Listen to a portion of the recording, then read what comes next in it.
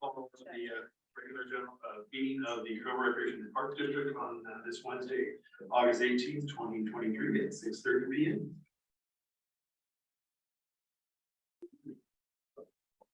Thank you to lead us in the Pledge of Allegiance this evening. I'd like to welcome to the podium Gay Jones.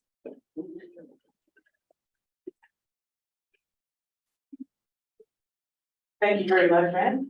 All who are able to stand, please rise and join me in the Pledge of Allegiance. I pledge allegiance to the flag of the United States of America and to the republic for which it stands, one nation, under God, indivisible, with liberty and justice for all. Can you stay up here, please? Don't be scooting away. I have an introduction of Gay that I would like to talk about. And it's just a little background. So since 1987, Gay and her husband have enjoyed living in the Butterfield Riviera East neighborhood.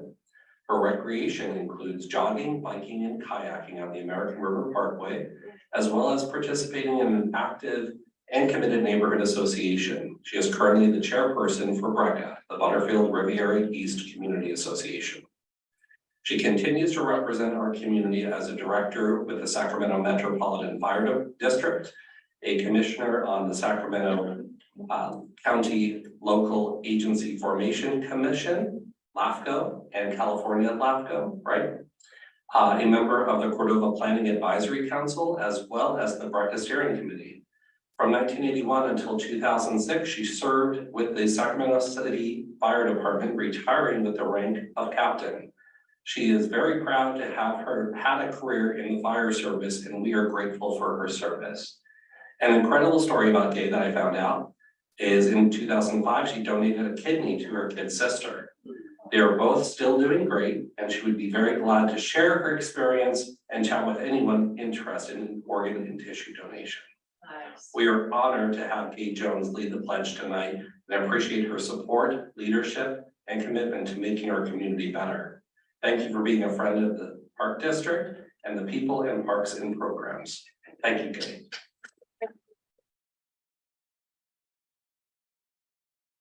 Thank you very much, Mr. Larkin. I appreciate it. Board members, members of the public, staff.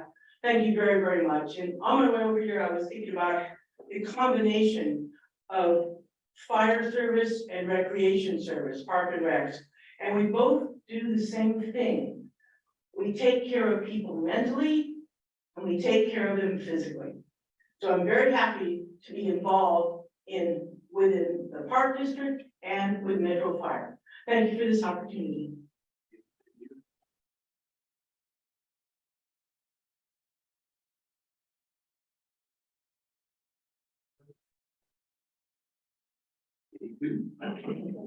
Thank you. This is our standing action item to deal with any AB 2449 requests, and seeing none, no action taken.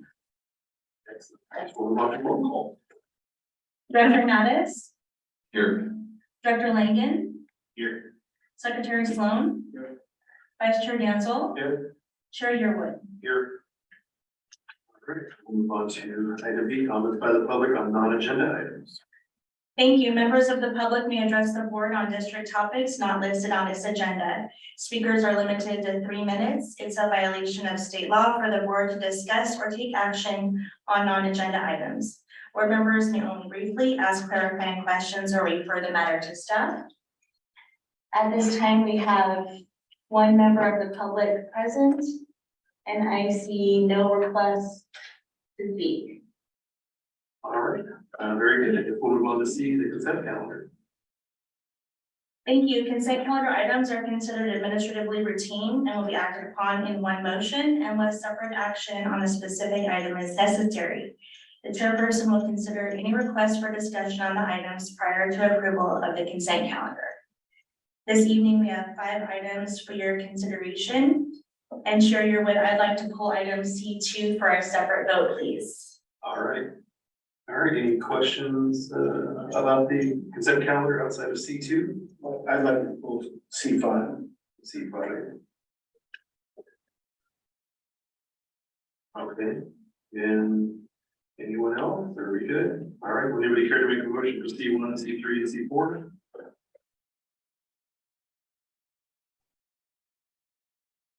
I would like to make a motion that we approve the consent calendar C1, C3, and C4. All right, motion by Director Mattis, second. Second. Second by Vice Chair Danville, roll call vote. Director Mattis, Aye. Director Langen, Aye. Secretary Sloan, Aye. Vice Chair Danzel, Aye. Chair Yearwood. Aye. All right, so we'll move on to C2. Thank you. This item was pulled due to Chair Yearwood and Vice Chair Danzel being absent from that meeting. So, President, your motion? I'll make a motion. I move we approve item C2 on the consent calendar. Motion by Secretary Sloan, do I hear a second? Second. Second by Director Langen, roll call vote. Director Mattis, What meeting was this? this was the meeting on the 26th, which was the optimized plan webinar. Oh, okay, right, yes, aye. Director Langen, Aye. Secretary Sloan, Aye. Vice Chair Danzel, Abstain. Chair Yearwood. Abstain. Thank you. All right, so C5, Secretary Sloan. Yeah, I just wanted to acknowledge, when two agencies go head to hand and they're discussing items, and one was the sphere of influence, and we have LAFCO and our agency working together, and they unanimously decided to move in the same direction. I just want to acknowledge how wonderful that is. And Jay Jones being on that board was one of those votes, and I appreciate that. Just wanted to let you guys know that. All right. All right, we care to make a motion for consent calendar item C5. I move to approve consent calendar item C5. Motion by Vice Chair Danzel, do I have a second? Second. Second by Director Mattis, roll call vote.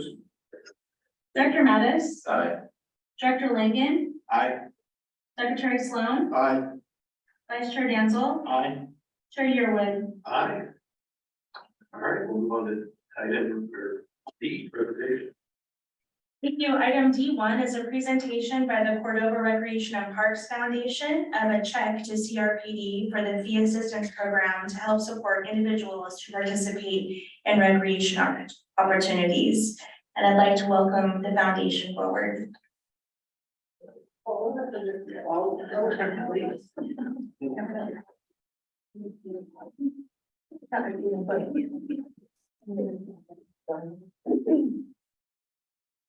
Good evening, my name is Tim Oliver, I'm the president of Cordova Recreation and Parks Foundation. With me, I have our board, and we've worked really hard this year to be able to provide you a donation this evening of $8,000 for your fee assistance program.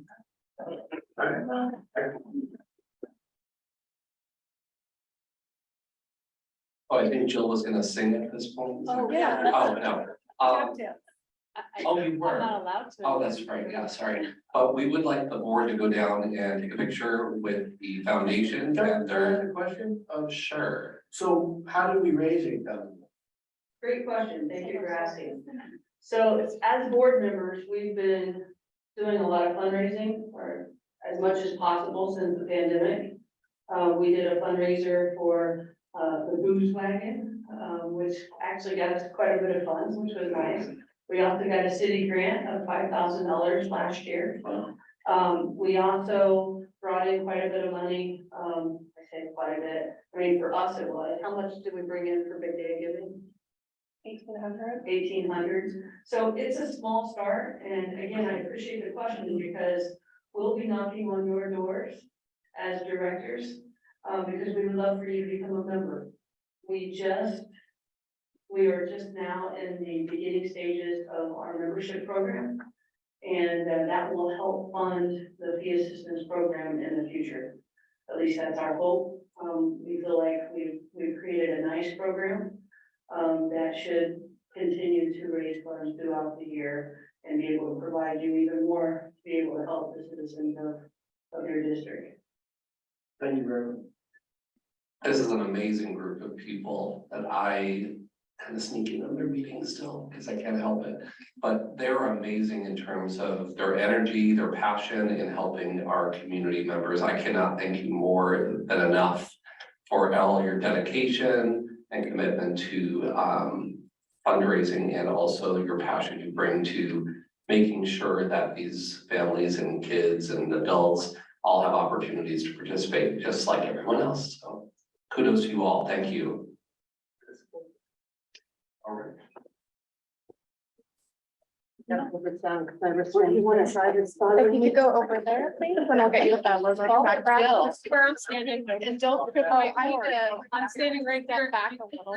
Oh. Here in the middle. That would be the. Oh, right. Oh.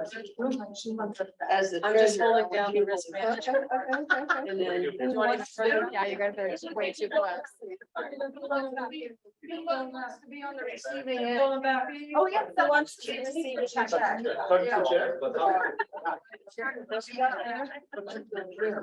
fine if they switch. It's fine if they switch on one. Yeah, you're.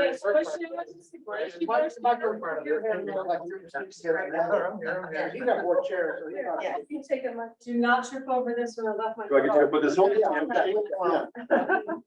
Try. Are we snagged enough? Hold on. That, I went the other day, I should push my glasses yeah, all the way I back. did see you. Yeah. Your head goes a little bit that way, This way? other way, That way. a little bit more. There we go. She's got the left ear. Okay, ready? 1, 2, 3. 1, 2, 3. Wait, don't move. Oh, hold on. Christmas photos. Making a noise, I don't know. Good, good. One more. Perfect, thank you.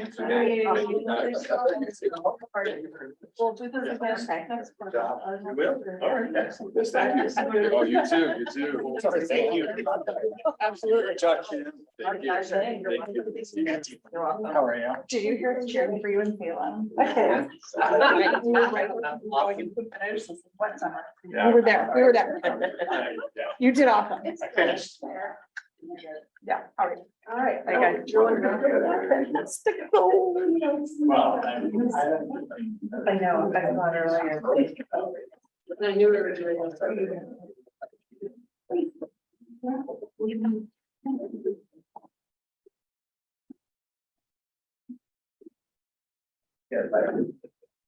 You guys don't have to leave. There's more. We gotta go raise some money. Yeah.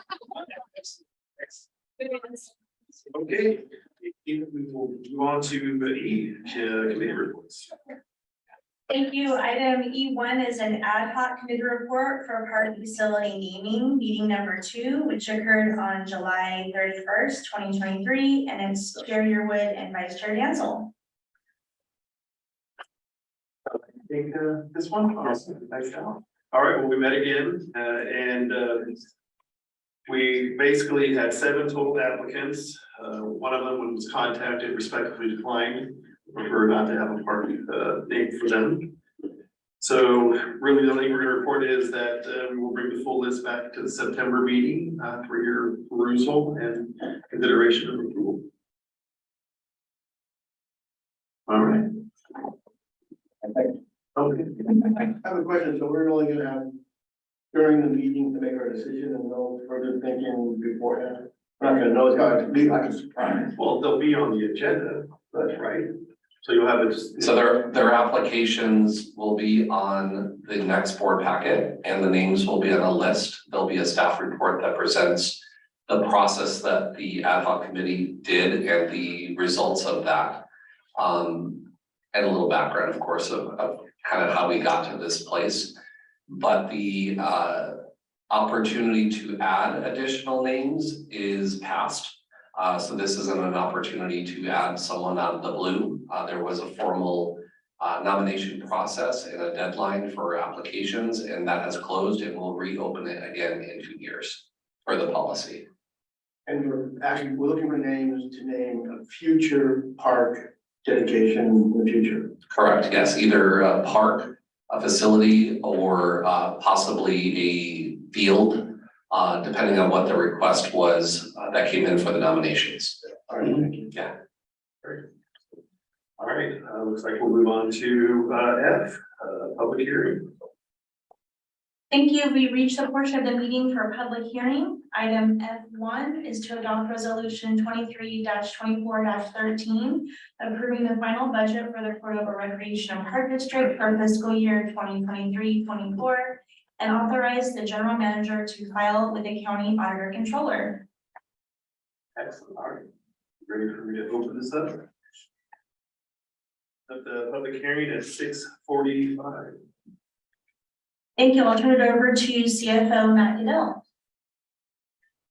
Thank you. I'm gonna get the presentation going here in a sec.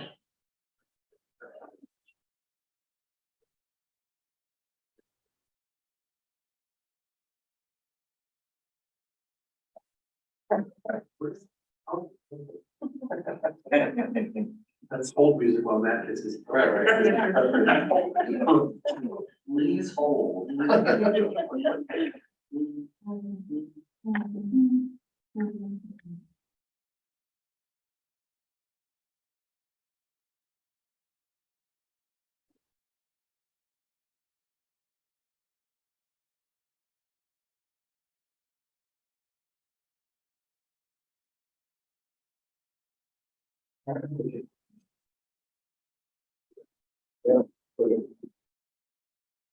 All right, Just 1 second. yeah.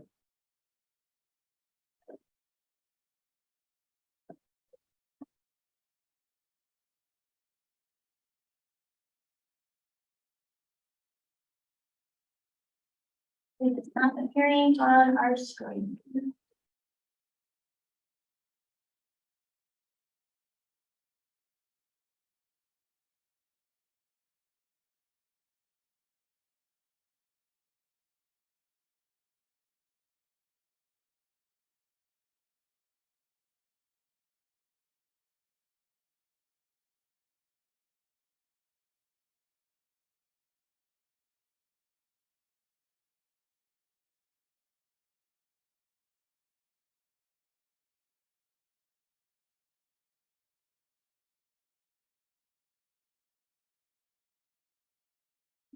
You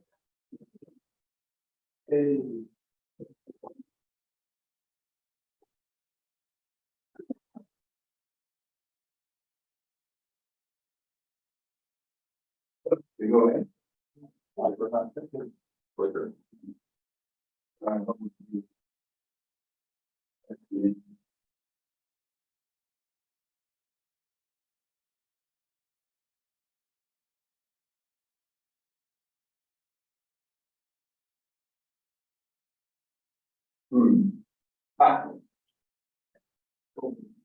You know, you might be around.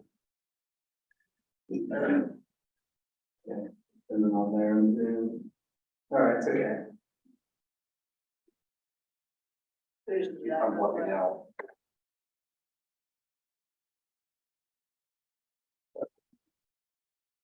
Good whiteboard. Yeah. Cool. Drawing charts. You can do it Rockborough style.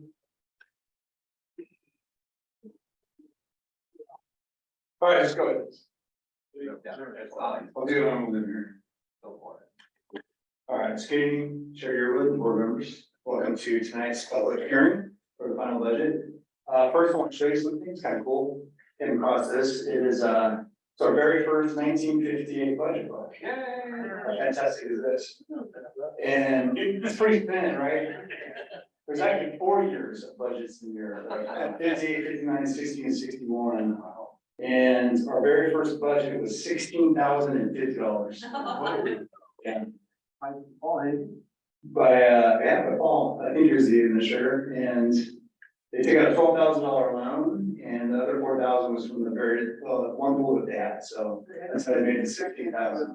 With the quill and the absolutely, so I'll let you look at this afterwards, just have to be careful on our white gloves. But yeah, thought that was cool, a little bit different than today's 65 years ago. Where'd you find that? It was in some boxes that I had, some finance boxes, and but I have all the audits from back 1958 on, and it's funny, I have one binder for audits from 1958 to 1995, 1999, that fit in one binder, and then all the 2000s fit in like 3 binders. It's kind of crazy, I have 60 years of audits in one binder, and then the last 5. It might be an interesting item to have in somewhere in a face in a new building. It shows our first budget and then our latest. Yeah, I have a ledger book. I It have- is, it's in his bookcase, right? Yeah, all kinds of artifacts there, it's pretty cool. All right, so let's get into this year's budget. So our fiscal year goes from July 1st to June 30th, and we start our budget process in, we're going backwards, January. So that's when we start talking about projections and estimates and kind of what kind of resources and revenues that we plan on having. So we identify those, and that's followed by a bunch of meetings and we try to get input from committees, from public, from board members, obviously, and staff proposals. So we put all that together and filter that through, and then June we have our workshop, and we adopted the preliminary budget. And then that gives us 2 months to make adjustments if we need to, and we did, actually had quite a few adjustments that we have to do. Not because quotes are known, more information is provided to us. We have some projects that don't finish the year, so we have to encumber some of those funds that we planned on spending last year, encumber for this year. And boom, then we have the final budget.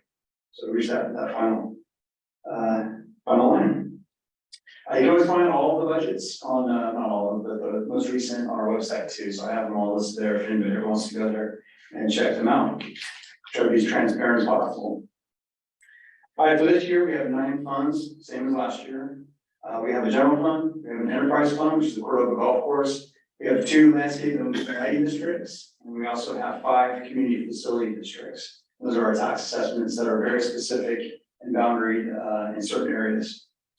There are 2 additional funds that do not have any spending activity this year, and so they're not part of the requirement for the county to file.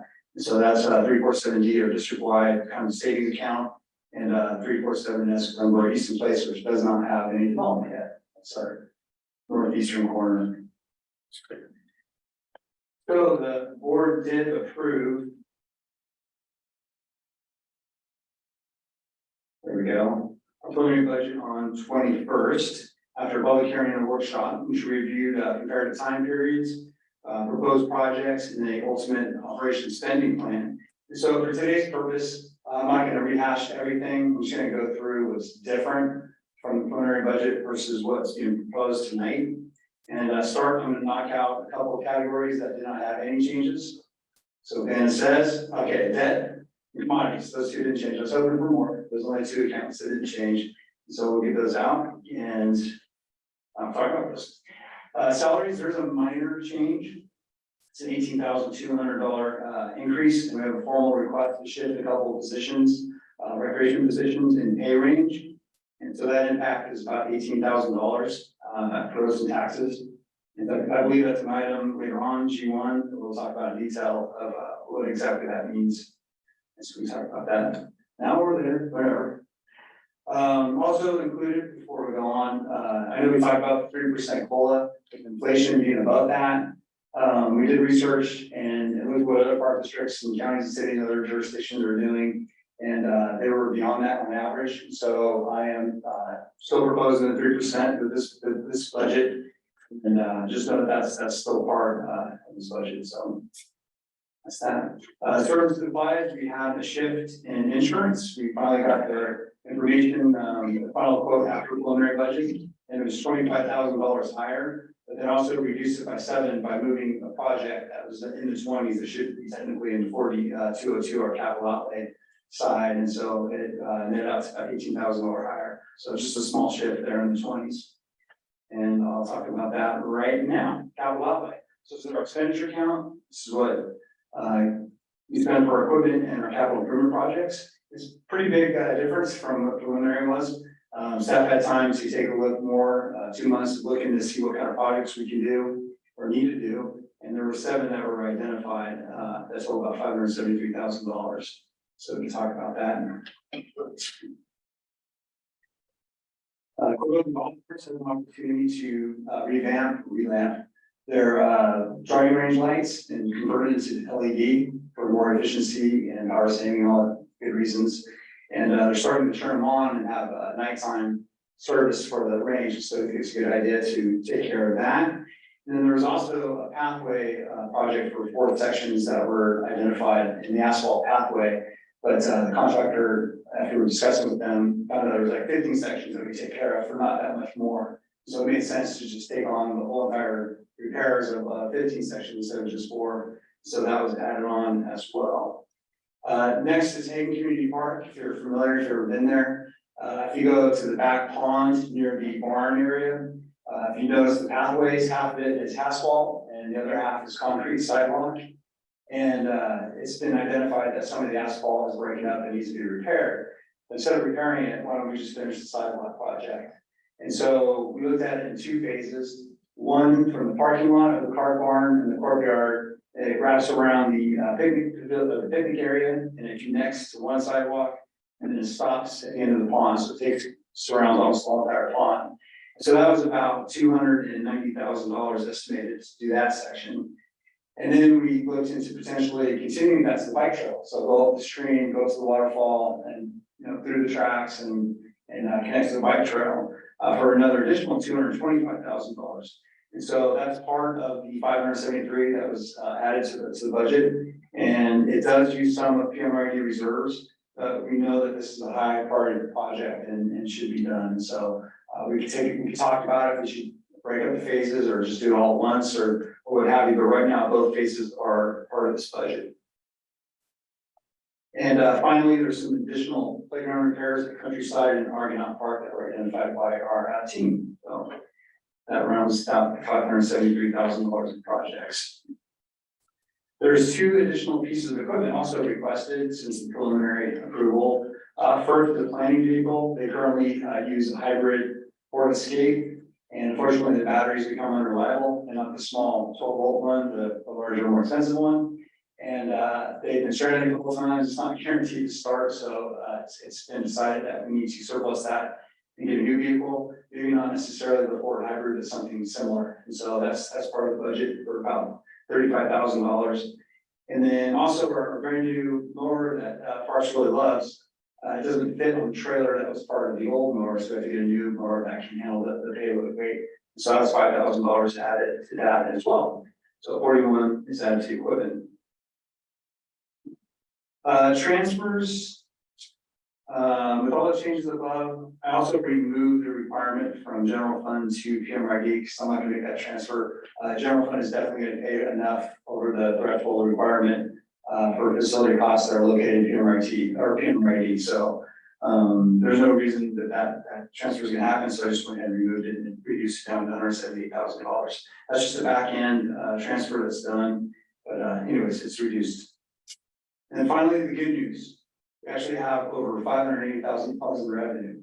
And so a lot of development is happening. I mean, it's evident after our tour of what's going on. And so what we projected versus what we finally saw in our July results, we ultimately went with the tax roll in August, has been a lot more homes. And so all of that collectively added up to $547,000 tax assessment dollars for next year. So that's fantastic. And our general property tax is probably going to increase as well. I let that alone just to be conservative. So the other amounts include an NCGA grant that golf course was recently awarded, and some additional interest income that I added. It brought the total revenue to $581,900. So if you take all that and added it all up and subtracted it, again, it turns out to be about $68,000 additional spending to the operation plan and the CIP plan. So that's pretty fantastic to add 7 projects, 2 pieces of equipment, big shifts that we're requesting. We only have about $68,000 difference from preliminary to final, so that's the net result. We're pretty happy about that. So to recap, the operation spending plan moving forward is $17.3 million. The project plan is $5.7 million for a total proposed final budget of $23,041,200. So with that, the staff report, resolution, the full final budget book, schedules, the county forms can all be found in your board package. This process is truly a team effort, and I appreciate all the budgeteers on Jill's Park and Rec staff. Also, communication analyst Shelby Golden was The reason why we have our cover and our stories that she has throughout about her journey, being 65th birthday, we kind of went with that theme, the gold and black, those are the two colors for 65th anniversary. And so we kind of talked about who we were, who we are, and kind of who we're going to be in the future. So if you guys check out the dividers between the chapters, it tells a story. So very happy with how it turned out. I think it's a great final budget. I'm pleased to bring it to you. It's balanced. And that is the end of my presentation. Chair, you're with. Thank you, sir. Nice, all done. Thank you. All right, so I guess we will see if there's any public comment. I see no requests. All right, so I guess we're going to close the public hearing at 7 o'clock. And we will see if there's any questions from the board. Dr. Mattis, do you have any questions for CRPD? Yeah, I just have a question. So, I mean, I know what you guys have budgeted for electricity. Is this obviously not now, but in the future, is this something that we can look into like with SMUD, with shade structures and putting solar projects on top of those for the structures we have at parks to utilize some of the area that we have? I mean, I don't know if there's a way to partner with them to do that. Yeah, we do partner with SMUD on projects, and it's funny that you brought up electricity, because that was the one line item that really stood out. Usually it's water that jumps, and it's kind of stabilized and then minimal, but yeah, electricity. And I don't know if that's just post-COVID and just rates going up or how it is. Well, the rates used to begin, yeah. Rates from the beginning too. So how do we combat that, right? And so we can definitely investigate and research ways that we can mitigate that cost. But that was one that struck us too, that went up in cost. Just to add on to that, we have worked with SMUD on several projects, one of being the Mather Sports Center. We did a whole lighting project for the gym, and they were relatively easy to work with. They have some incentives, and we have worked with them. And we will continue to look for opportunities as we kind of look for replacing those old halogen lights out at some of the older sports courts and different facilities that can be transitioned over to, you know, the more modern and energy efficient systems. So yeah, we have actually we just got an email today from their new representative. So we'll look for opportunities as they come out. Yeah, because the little steamers have an old wheel on their little deal. Maybe we can hook up a little generator on that little, get some electricity to the park. The steam engines, I like it. Any other questions? Dr. Mattis, you good? Okay. All right. Director Lincoln, any questions for you, sir? The replacement car, is that something they're looking to buy brand new, lease? Yeah, where we are in our cash position, I think we'd rather just buy and not pay interest charges on it. And our large mowers makes more sense, our larger park equipment to lease and trade in after 5 years of use. But a vehicle that we can run it into the ground, I think we should just outright buy it. Yeah, that's the plan. And take a look too, because I know the state has programs, especially for commercial, Agencies. yeah, like plug-in hybrids, because you can get some good rebates. That too, yeah. Yeah. So that's why they're gonna go back to probably that same vehicle. We're gonna look at something more efficient. Yeah. Yeah, for sure. All right, perfect. All right, Secretary Sloan. Matt, I appreciate your putting this wonderful document together. It's always a pleasure to see your work. Appreciate you. With the, thank you, with the photographs and all the images.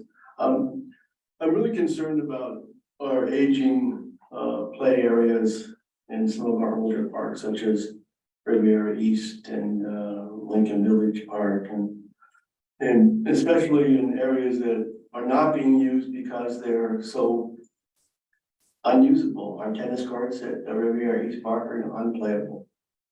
And so we're starting this movement about fixing up things and facilities that we're using and people are using, make it better for the people that are using it.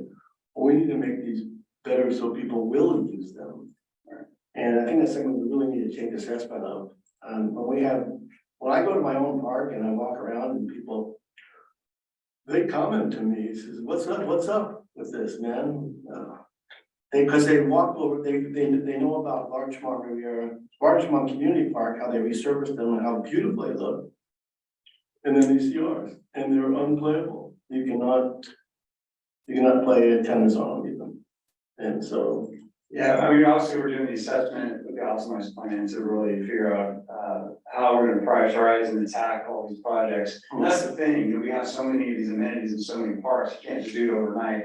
It'd be awesome if we had the funding, but even then, we don't have the people power to do all those projects all at one time. So obviously, we have over 30 projects on this one we've done. I mean, last year was like 55 projects and we have 10 new parks coming online, you know, in the next a couple of years. And so we're trying to manage the funding, the workload, and then try to figure out, you know, after safety, after, you know, the important pieces that we really need to do the projects, and start hitting those amenities that people will use. And so that's the plan. Wait and see what the optimized plan results are, and then we can really go forward. well, I understand the optimized plan is designed for further growth, where we want to see in our newer developments, newer parks. And assess our existing too. Well, well, then our park, our tennis courts at Riviera East are never gonna get fixed. If you look at it that, we keep looking at things in the future of what you can add. Let's fix the things that we have. Absolutely, and that's on the table. Well, I'd like to put more of a focus on it so I can hear it before I get more complaints. Maybe we can have our foundation raise the money.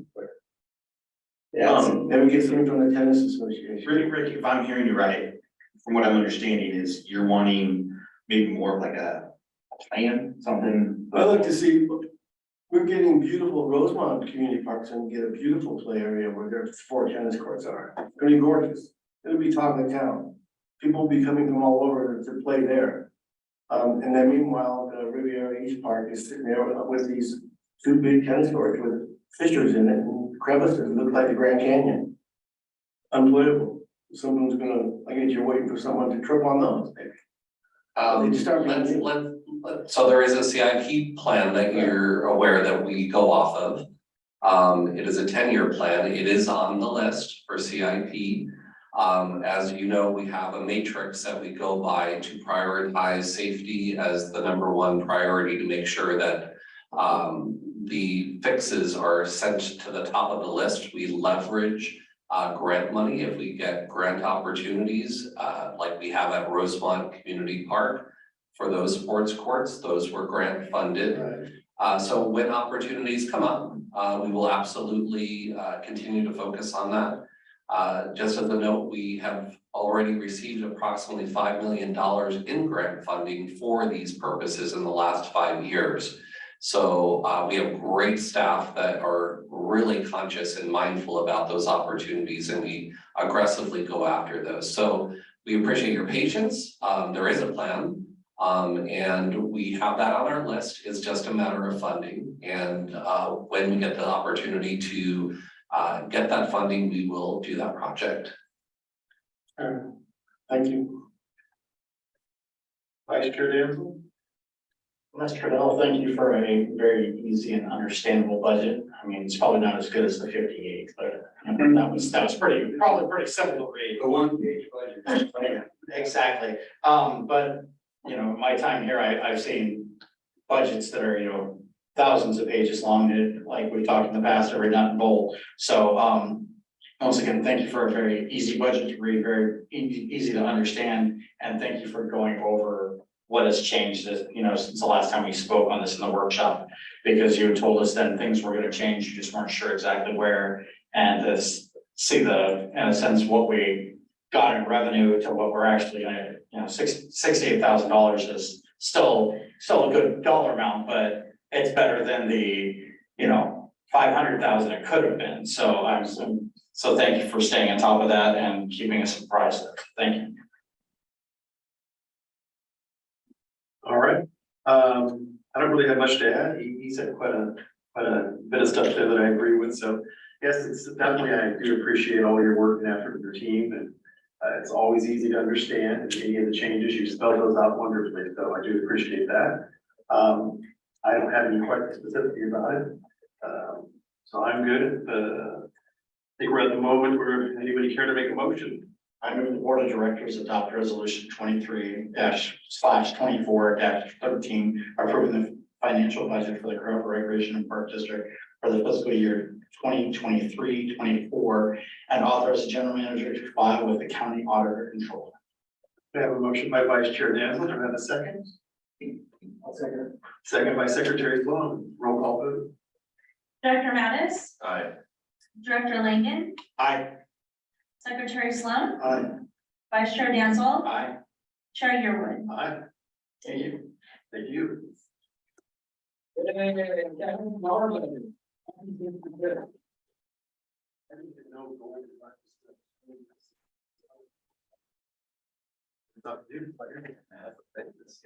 Oh, it's not making it up. All right, well, we'll move on to regular calendar. The screen's not flashing. My hypnosis phase. Thank you. Item G1 is to adopt resolution 23/24-14, amending the full-time salary and part-time wage schedules as required by California Code of Regulations, section 570.5. And I'll turn it over to HR Manager Andrea White. Thank you. Good evening, Chair Yearwood, Board of Directors, and staff and public. This evening, I bring forward a recommendation to adopt a new full-time salary schedule and part-time wage schedule, and to adopt that effective July 1st, 2023. So there are two parts to this actual proposal. The first part is cost of living adjustment. As you know, we spoke about it with the budget. It was brought to your attention in March with the Budget and Finance Standing Committee, again with the preliminary budget. It was also discussed at that time as well.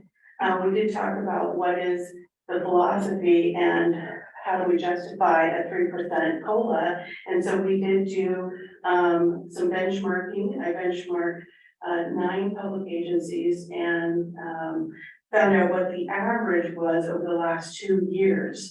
Some agencies paid a very high COLA last year and maybe smaller this year. Some paid lower and higher this year. Some kind of like us, we did 3 last year. We're asking for 3% this year. So the average benchmark was 3.3% of a COLA, but with Park District averaging 3.7%. One was slightly off because they're getting a new district administrator, so they haven't voted on that yet, but we just assumed it could be 0, so that's what the average is in our region. As you know, how do we determine whether or not we're going to want to do a COLA? The COLA really is based typically on the CPI, the costs of goods and services, and whether or not people need a little bit more to help pay their bills. But for us, it's not just that number. It also includes whether or not we want to benchmark, because the board adopted a philosophy of median of the market. So we want to make sure that we're in that median range. And fiscal responsibility, can we afford to have a COLA? So there's other factors that we want to include. Yes, we might look at the CPI, but really, since that philosophy was adopted at the end of last year, we want to make sure that we're keeping up with the other agencies to make sure that we're following that salary study that was adopted. So outside of that, we also would like to adjust a few position salaries and wages. Once the study was completed, and that was done independently, they compared, each classification to a classification at another agency. When we adopted it, we realized that we have a few positions that we may have additional areas of responsibility, additional duties that's required for those particular positions. Recreation coordinator and senior recreation coordinator are included on that list.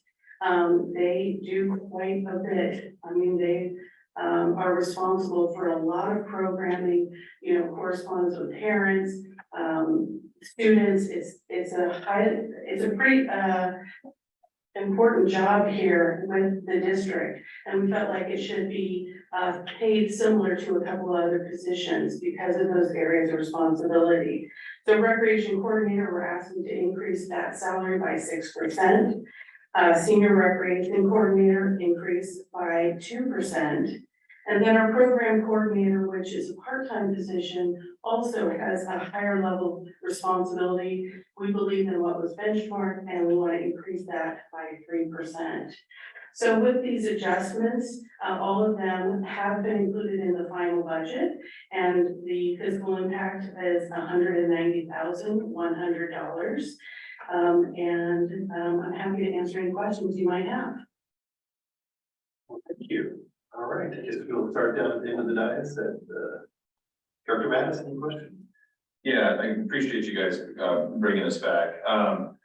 Maybe for next year, instead of just, saying that's the benchmark, the average was 3.5, 3.7, maybe can we see whatever it is that you looked at value-wise, position versus position? So we can kind of see that, so we can see an actual number. Because at 3%, I mean, that could be, like I said, Fair Oaks could have done 5%, but what is their pay scale on that level too? So that's kind of, I would like to kind of see that next time. And then also too, now the COLAs, are they guaranteed, or is there like an employee review, benchmarks, goals that everybody has that's reviewed each year? Yeah, that's a good question. So, anytime we add a COLA, the entire full-time salary scale changes, is amended, and every single employee full-time, not including the general manager, his position is not included in this, in the salary, the COLA here because of his agreement. They all increased by 3% because this is cost of living adjustment. We do have merit increases, and you can see there's steps from A through F, and employees have to be evaluated and have to have an evaluation that meets or exceeds the expectations for that position for them to get their merit increase. The cost of living it applies to everyone in the full-time salary. Okay, and then in the district, we're not under a union or anything, correct? That's correct. Okay, thank you. Dr. Lange, any questions? No. Secretary Sloan? No. Vice Chair Dan? Yeah. So Ms. White, you went over and so last year, prior to what was that, September, October, we sat down and readjusted salaries to meet the median of the area. So like you were talking about, Director Mattis, we were talking about Fair Oaks, where they are. We spent, I don't know, months going over all that to see where we were. We were, I think, the lowest around it, and we fought in a sense to raise our staff to that medium increase. So we were right in the middle of, the areas of where we are. I think, if the average in the park district is 3.7%, if we play the 3% game, in a few years, we're gonna be behind the average of our districts again. We're gonna end up back in that lower echelon, and then at one point, we're gonna end up giving large salary increases again, like we did this last year, which in a sense could hurt the district. So is 0.7% a large deal this year? I mean, that's the way I look at it. I'd rather try and keep us median than we just fought to get our employees where they are, and now we're already, a 0.7% behind where we are. So we're already slipping out of that median. So instead of being dead center, we could already be below. So that's my thought process, is to try and keep us as close. So, 5 or 10 years from now, we're not turning around and playing that. Is that something that can be done financially? I guess I'm gonna have to ask the CFO that. Anything can be done. Mr. Goodell's in charge, anything can be done, so, But my calculator says that would be a $40,000 impact if we did 27. 7, okay. 40,000, yeah. Okay, so that's where I sit on this. I don't wanna play the game of getting behind on the COLA, because for a long time, when I first got here, we didn't give COLAs, period. I mean, that's where we ended up getting behind, is we didn't feel that we had the money, so the employees stayed. Thank goodness they stayed with us, but they weren't getting that cost of living update, so. It just shows that there was something keeping them here. It could be the atmosphere, it could be, you know, they felt that they were well treated, things like that, but at the same time, as you've talked about, keeping our employees, longevity, things like that, for me personally, I'd rather try and push it to 3.7 this year if possible. That's it. You done? All right. I don't have any questions, but I was just reminded, we didn't ask if there was any public comment. Seeing none. Okay, excellent. Well, sorry about that. I'll put this right here. Next one. All right, I don't have any questions or comments, so. Can I just get some clarification for the go forward? I know that Director Mattis mentioned the list of benchmarks, and mentioned Fair Oaks. I don't believe Fair Oaks was actually a benchmark because they're much small, yeah, as an example. But we can provide you with the study benchmark agencies that were typically benchmarked to like-sized special districts that provide parks and service. So we can absolutely do that as a part of our go forward to justify the amount that the COLA will be asked for in future presentation. So it's a formula. Do you want to kind of go over again the criteria specifically that we would come from in terms of, you know, requesting a COLA in the future? We had talked about there's 3 or 4 different criteria that we would consider. Yeah, we definitely would look at the CPI, that's the Consumer Price Index. And I believe that we typically, for a lot of our, like our, we use the I think it's the Western United States, and the average. There's 20 western states. The 20 western cities is used for that, but we would not stop there because that can be pretty high or pretty low.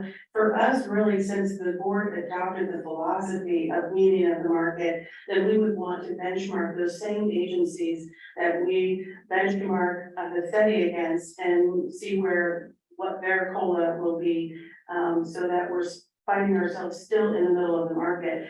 I agree, I think you went about 9 years without a COLA, and that could have been what happened, how we got so far behind potentially. I don't know exactly. But then what's most important also is the fiscal responsibility. Can we afford it? Can we reasonably, responsibly afford the COLA that we're bringing to the board? So those were, for us, you know, the criteria of whether or not we should consider bringing a COLA for approval by the board.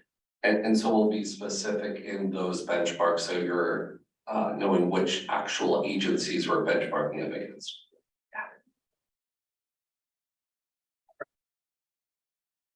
Anybody gonna make the motion?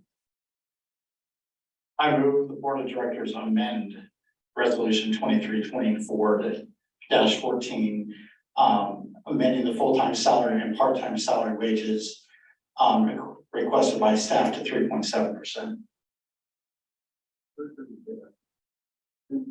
It's an amendment to the motion.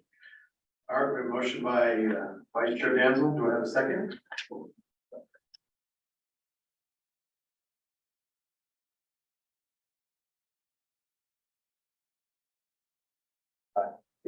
If there's no second, the motion fails. All right, so do we go back to see if somebody wants to make a motion on the original? Yes. Okay, I move the board of directors adopt resolution 23/24-14, amending the full-time and part-time wage salaries as required by the California Code of Regulations 570.5. motion by Vice Chair Danzel, I'll second that. second by Secretary Sloan. Roll call vote. Director Mattis, Aye. Director Langen, Aye. Secretary Sloan, Aye. Vice Chair Danzel, No. Chair Yearwood. Aye. All right, The motion passes. we'll move on to G2. Thank you. Item G2 is to adopt resolution 23/24-15, approving the joint community facilities agreement with the city of Rancho Cordova for the Arista del Sol project. And I'll turn it back over to CFO Goodell.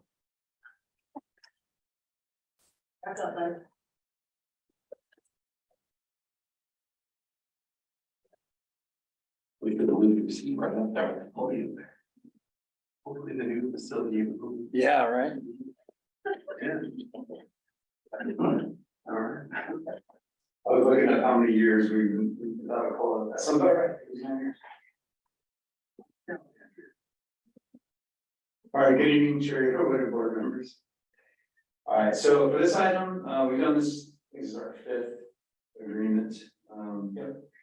And so what it is the city of Rancho Cordova has completed and established the Arista del Sol Community Facilities District, number 2022-1, so they passed this last year, relating to a proposed development currently owned by Woodside Homes. And so the purpose of the CFD is to cover costs for certain public facilities and park impact fees necessary to develop the property.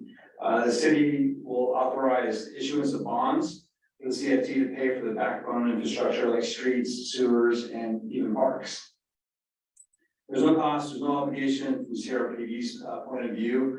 This agreement is just a mechanism allowing the developer to finance park impact fees or finance the cost of construction if they're shrinking in the park. Once the agreement is executed, the city will be able to issue bonds for the Arista del Sol development and then provide that vehicle for the developer. So that's what it's about. And again, yes, this is the fifth JCFA that we've entered into, and that's my presentation. Thank you. Any public comment? Seeing no requests, Perfect. All right. Any questions or comments that recommend? What are our specific impact fees per property? Right now, it is just over $12,000. Can't remember the exact dollar amount, but it's almost 13,000. And then how many homes are we looking at in this? That's a good question. Maybe Andrew. Funny, Laura, now, off the top of your head. Don't remember the total quantity. If I was gonna guess, it's probably between 400 and 500 homes. This is that big one, right? The It's, It's a medium. yeah. Actually, I'm gonna be able to tell you, I'm gonna pull our last report here.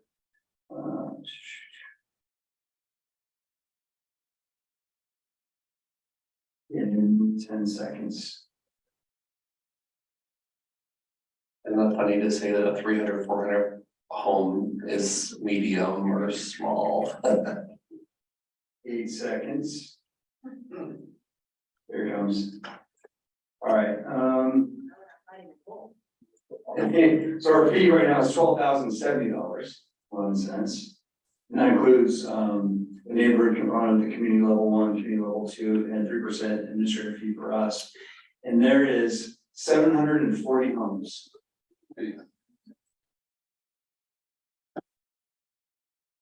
So that would be big. It's medium. All right. Thank you. All right. Director Lincoln, any questions? No. Secretary Sloan? Vice Chair Daniel? No. And I have none either. Thank you, sir. Thank you. All right, would anybody care to make a motion on this there? I make the motion. All right.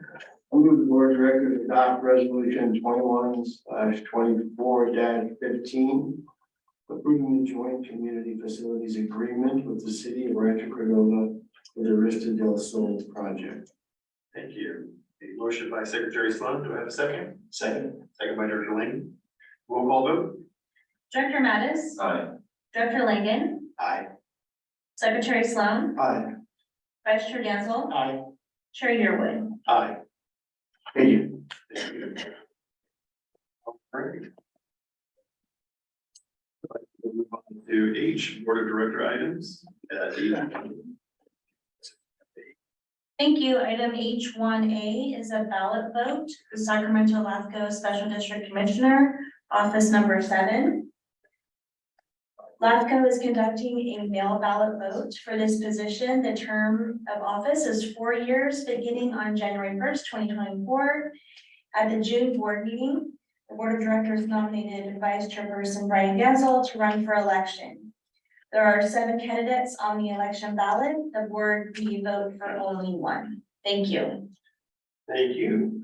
All right, so any Oh, is there public comment? We have no public comment. All right, sure. Thank you for keeping me honest on that. Wish I had a note right in front of me. We go for one person at the board of all. Somebody basically will have to nominate somebody will have to second, we'll have to vote on it, so. Does anybody know anybody that's running? Yeah, we do. Good. I have a question on that. Oh, In our packet, Vice Chair Danville's resume was very hard to read. And I don't know if that was something that all the other districts that are voting received that same document. I think it was our copy machine. It's clearer on the other documents that came out. All right, thank you.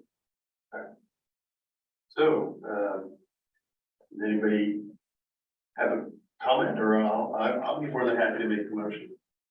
Yeah, I'll make the motion. All right. I move the board of directors vote for Brian Danzel for the Sacramento LAFCO Special District Commissioner, office number 7. Motion by Director Mattis, seconded by Chair Yearwood. You want to do it right? Yeah. Roll call vote. Thank you. Second by Chair. Chair Yearwood, yes. Director Mattis, Aye. Director Lincoln, Aye. Secretary Sloan, Aye. Vice Chair Danzel, Aye. Chair Yearwood. Aye. I can take a yard sign if you want me to. Good luck, Brian. Good luck, Brian, yes. All right, so I guess we'll move on to H2.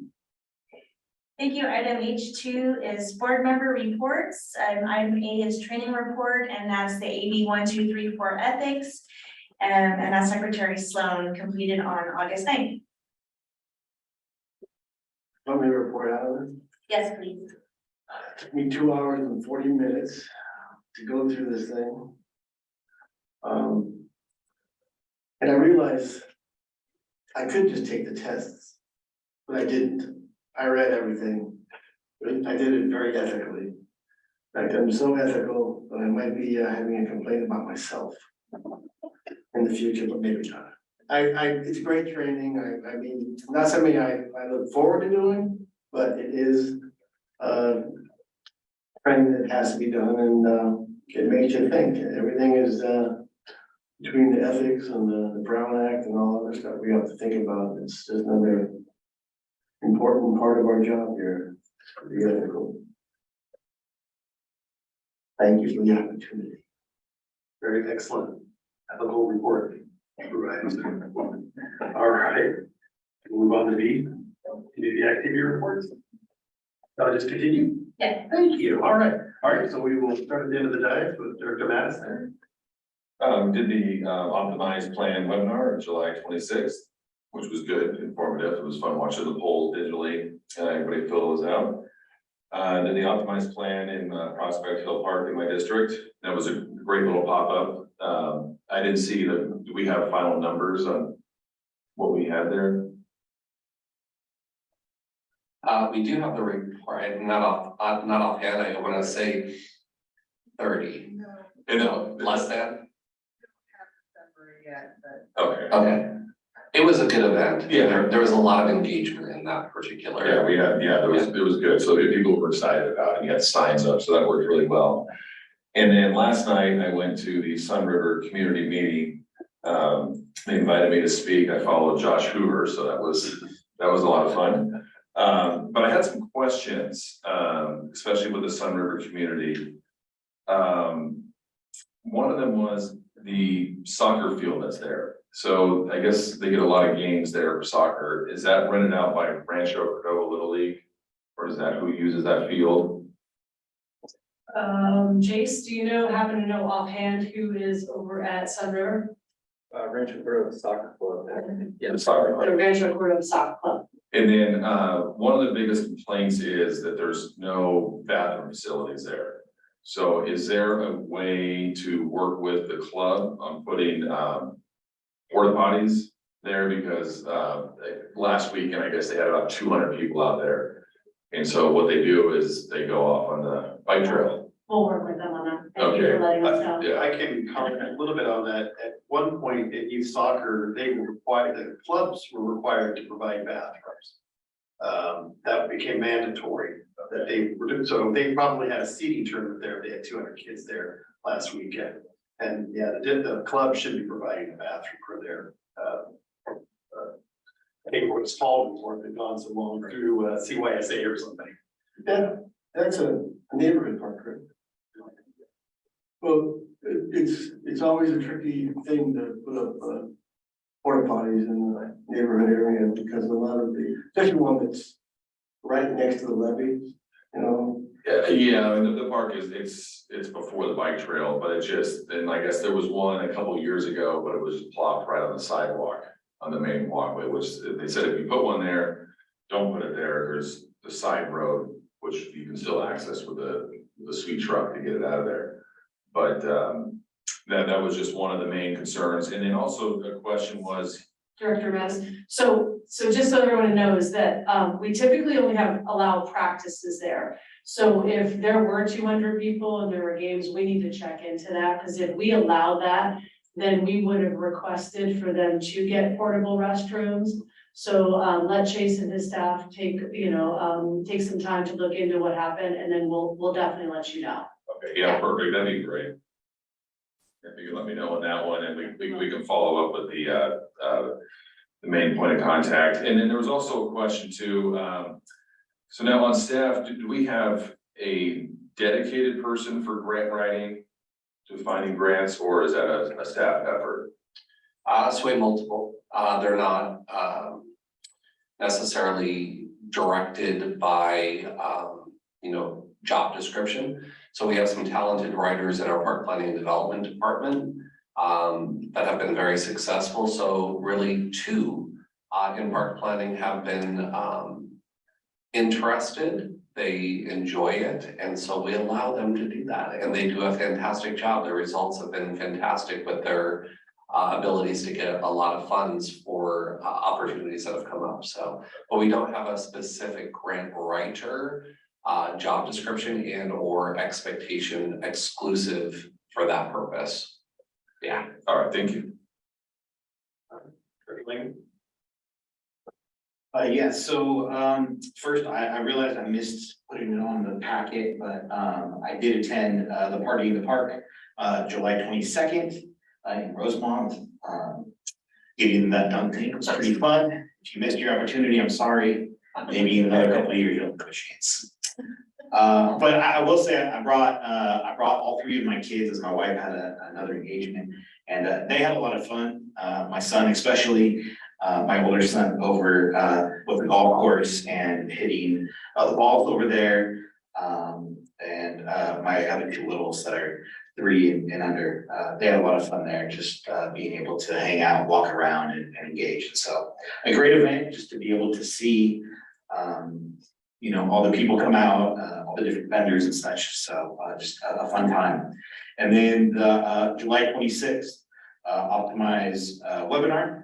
That was just a cool thing to be able to be a part of, get to know more of what the community wants through the surveys. And just to have a better understanding of it as well. And then August 11th, the Optimized Plan Community Outreach for Lincoln Village. I thought it was great. I personally thought it was a great engagement. There was a lot of, I don't want to put a number out there, but there was a lot of people from the community.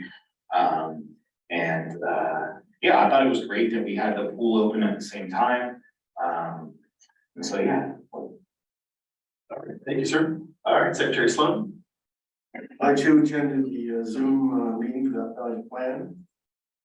It was nice to be on Zoom because then you sort of like, you can be like backstage and just kind of looking at participants and comments and learn about it that way. August 4th, I attended the first of 4 free Friday night concerts at Capitol Village Park. And it was packed. It was the biggest, I couldn't even find parking anymore. I had to park across the street in the parking lot of the commercial building. Yeah, and it was crazy busy. Weather was beautiful. And the band was really nice, really big band called the Aces. And And that's all I'll be able to attend because now we're starting Friday night football. Friday night lights have started up and I'll be going to all the football games.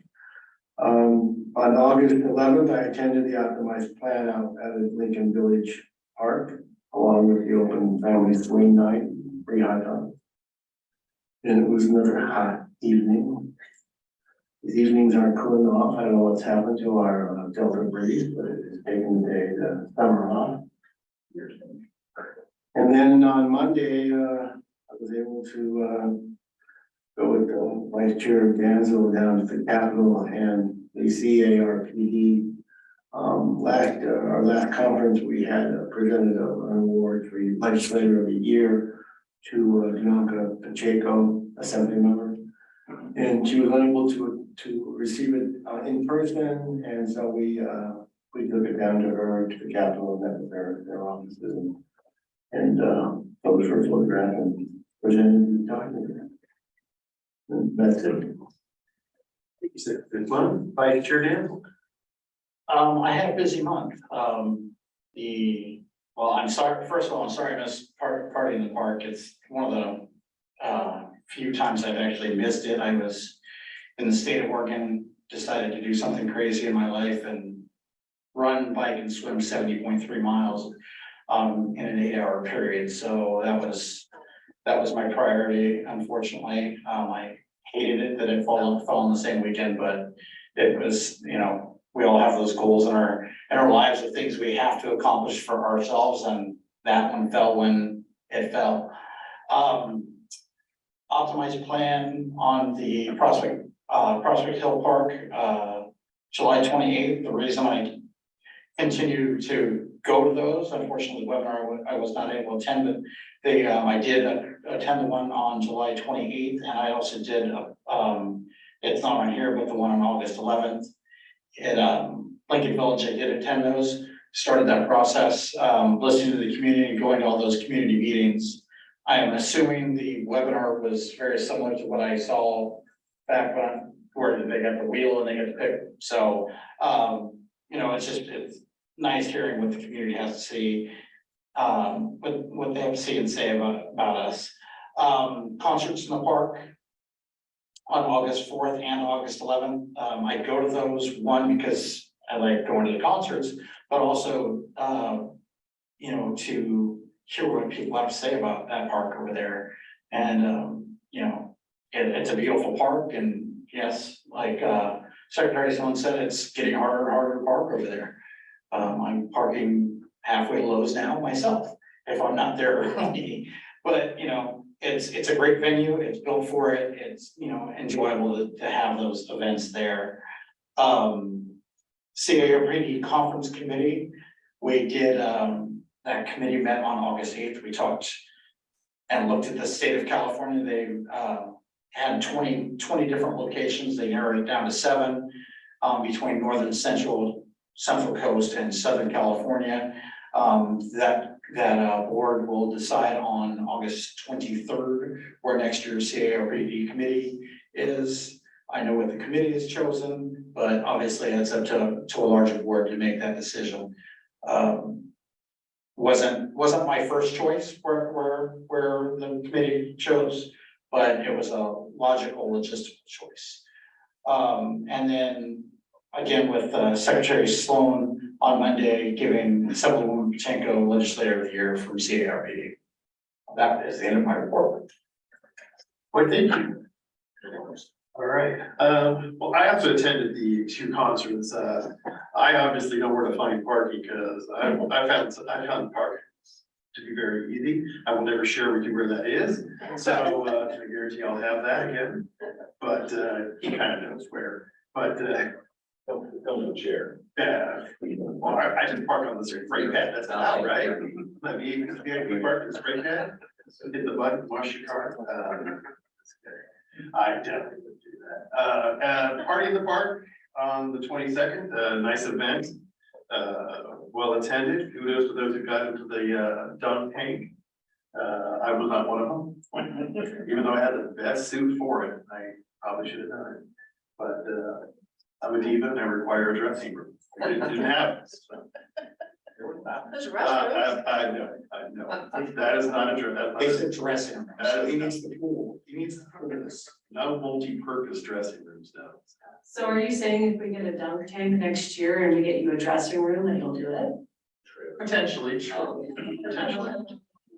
Notice how I didn't say affirmative, I said potential. Well, So I'll give you the list of things that are required in the dressing room as well. You know, like only red M&Ms.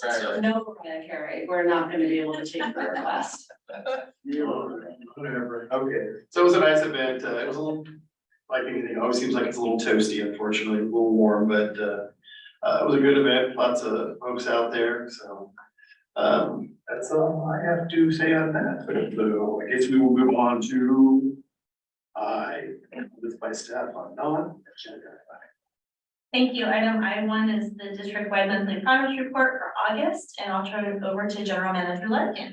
Thanks, Clerk Jones. So just some highlights from the past month. Again, enjoyed the Rosebud Community Parks Party in the Park this year. I too was in the dunk tank and I took names and know who dunked me. So be careful, your evaluations are coming up. It was great to see Danny participating this year in that. It was fun. It was a real big highlight. And it was awesome to see the families out there, some vendors and some community leaders that joined us as well. I also attended all 3 optimized plan community outreach meetings. I'm very happy about overall the look and feel and the approach to those. It was great to have us go to the community instead of have them come to us, which I always pride ourselves on doing. It's important for us to continue to do that. And so I appreciate the staff and the consultant understanding that value that we have here. I was really happy to have joined the Sacramento LAFCO meeting. They approved our MSR, which is in your board packets this evening unanimously. And there were some very positive comments from the LAFCO board, complimenting both staff and our board of directors as great leaders in our community. So I'm really proud of our efforts and our board and staff, of course, for putting us in this position where we have a lot of strength and good work that's been done and is recognized through LAFCO. This past month, we also did our leadership retreat. They learned heart math, which is how to breathe and also how to reduce their stress. So we had a trainer come in. It was a really good training for the staff. It was about 4 hours. And some of you are practicing it right now, I noticed, so that's good. It was a bit of a pilot so that we could potentially request something like that for a future board retreat. Similar to the forest bathing that y'all did at the retreat in Yosemite, for those that went. Same concept, but a different kind of methodology in terms of reducing stress. So thank you for your openness and participation in that to the leadership staff. We also attended the city council received their presentation on the optimized plan. AC, our consultant, did a really good job in giving them the update to which was requested by the city and CRPD 2x2 meeting. So that was the 2 Mondays ago, I believe, yeah. So they are on record as receiving that information, so we're excited about that.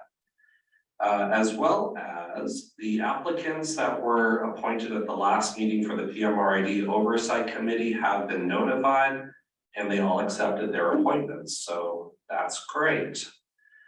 The Pickle Committee will be hosting the annual all staff recognition event. We're going to be doing that in the fall and it's going to be an outdoor event. Unfortunately, COVID is rearing its ugly head again. And so we want to make sure that we're safe. So we're going to have the full staff recognition event outdoors with the idea that during the holiday season, the separate satellite locations will do independent kind of micro events, which we've done in the past couple of years to keep everyone safe. So hopefully we are able to navigate through a better season this year than past years recently with the COVID still being a thing we have to contend with. And thank you, Andrea, for continuing to stay on top of all of that.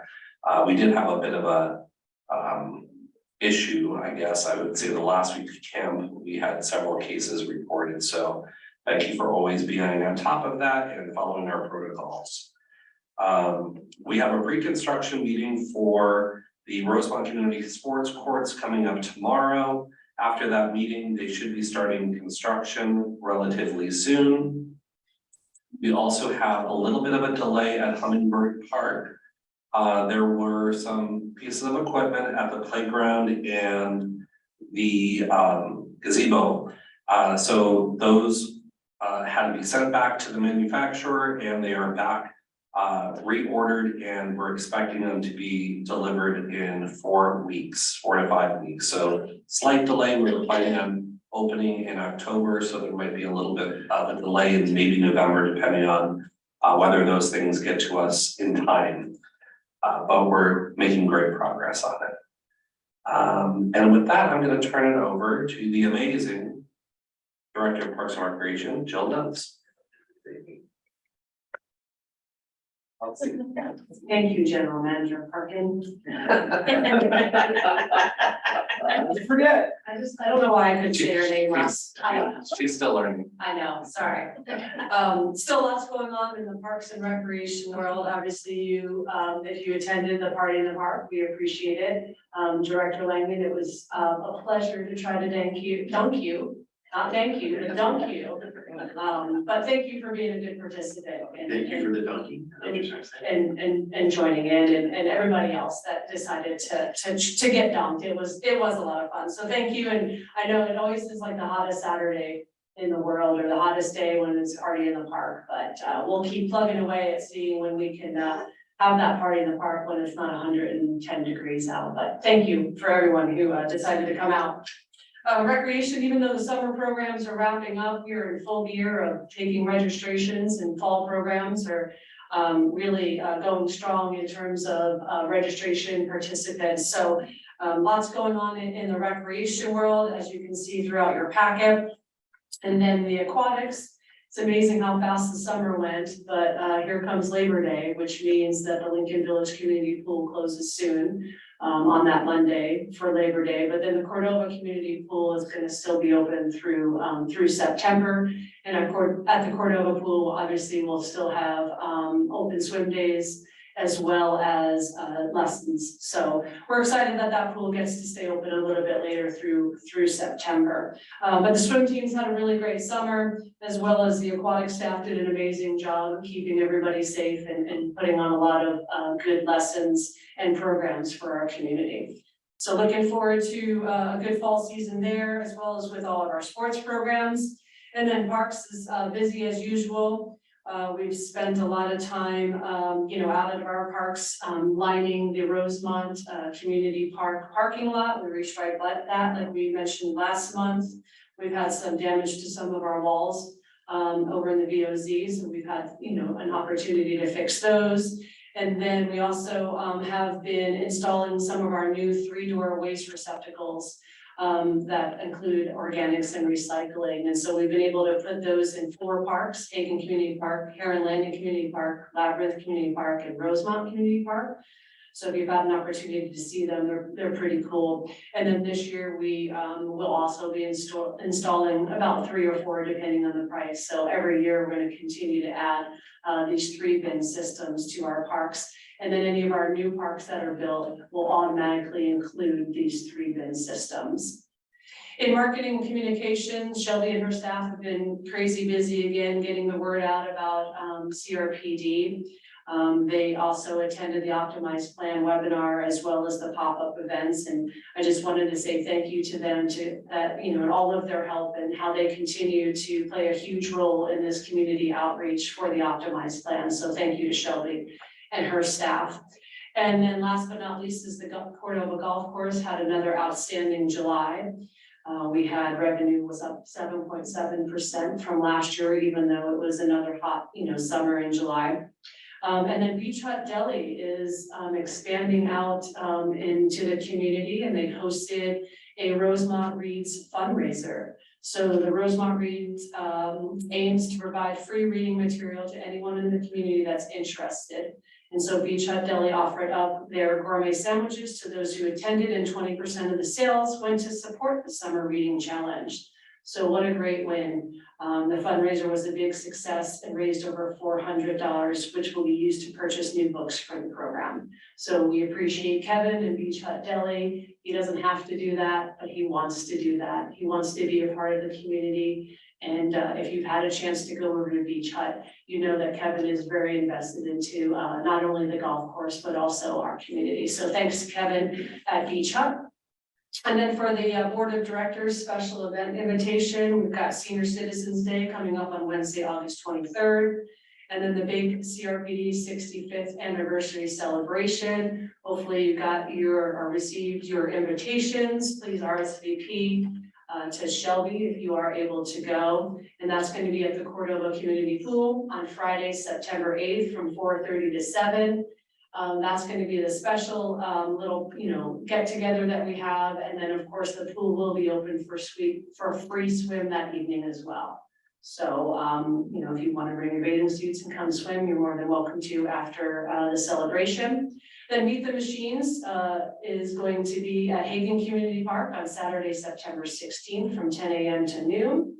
Then Doggy Day in the Park at Hagen Community Park, Saturday, September 23rd from 8:30 to 10:30 a.m. And then the Rosemont Community Celebration, which I mentioned last month, did change its date. So it's going to be on Saturday, September 30th from 10 a.m. to 2.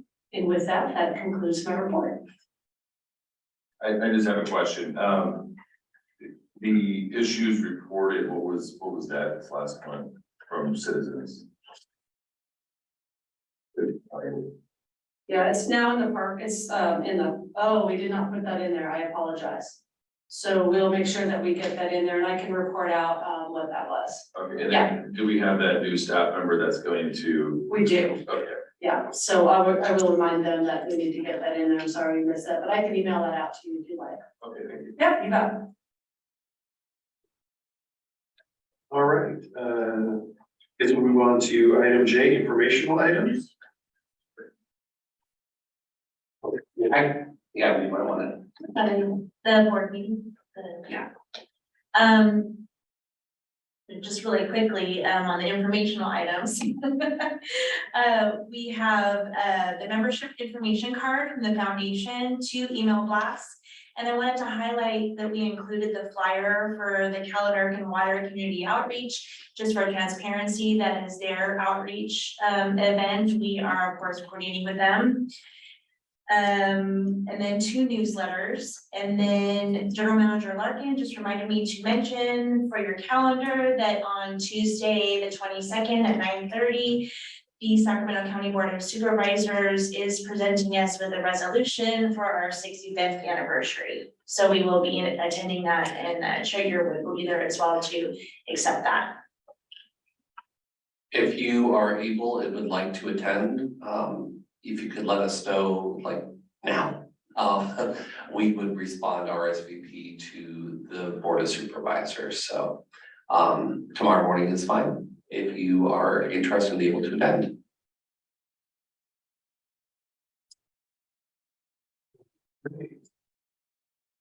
We ready to move on to K? All right, K, closed session. Thank you. Before I announce the item for closed session, I just want to announce, as I admit a member of the public, for the public, that the process we follow for closed session is that we end the meeting for all on Zoom, and then we reopen the meeting after we reconvene from closed session. So we have one item in closed session. Item K1 is a liability claim pursuant to California Government Code Section 54956.9. The claimant is Vanessa Russell, agency claimed against Cordova Recreation and Park District. For the closed session at 7:59.